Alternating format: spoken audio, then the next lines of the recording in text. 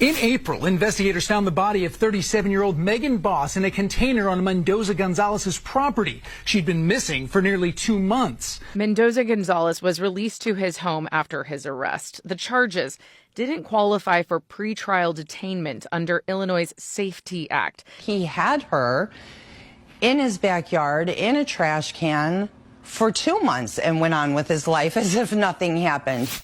Have you heard a story about Luis Mendoza-Gonzalez, the illegal immigrant from Chicago that unalived a 37-year-old woman, Megan Boss? Okay, this man was arrested for unaliving this woman, concealing her body, all right, and obstructing justice. But yet he was found undetainable by the Illinois law system because of the Safety Act. How is that possible? But yet and still, people want to claim Donald Trump is a fascist, Donald Trump is a dictator, and ICE are haters. But no. If you think about the whole situation, Chicago is waging war on its residents, all right? If you're allowing this type of nonsense to go on. This man unalived this woman. She was found in his backyard of his home, yet he was still allowed to go home because they found him undetainable. What else do you need to do to be found detainable? But yet and still, for those that don't like ICE, those that don't like Trump, calling him a fascist and a dictator, please explain to me how this is okay. Okay, since you support this, you support sanctuary cities and all of this rhetoric. Tell me how this is okay. All right?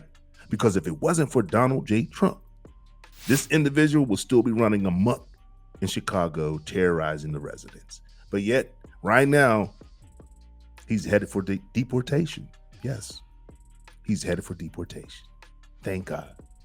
But let me know in the comment section how you feel and why you think this is wrong. And for those that support this, hit a thumbs up on that and hit that like button. But check out this clip and then leave your comments below. What you're saying is quite threatening. What? It's quite threatening. Really? Can we move on to the next person here? Mayor Johnson, over the weekend, ICE arrested an illegal alien named Jose Luis Mendoza Gonzalez, who had been released by a Safety Act judge he was charged with concealing a body of a 37-year-old mother of two, Megan Boss. Megan's mom, Jennifer, was at the White House last week for a signing ceremony of an anti-fentanyl bill and told the president about her daughter's case. 3 days later, ICE agents took Mendoza-Gonzalez into custody for being in the country illegally, and he's now facing deportation. I hope that she sees that I'm fighting for her. Jennifer says she's convinced nothing would have happened in her case if it weren't for President Trump.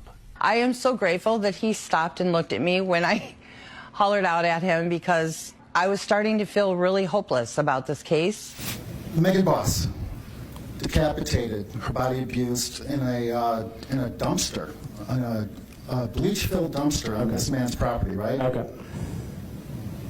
You have stated over and over and over again that you don't want ICE in Chicago. If that had been Stacy, if that had been your wife Stacy's body that had been decapitated, abused. That's not an appropriate question, yeah. It's a very real people, the people of Chicago are asking me to ask you this very specific question. Had that been your wife Stacy, would you want ICE to pick up this illegal alien?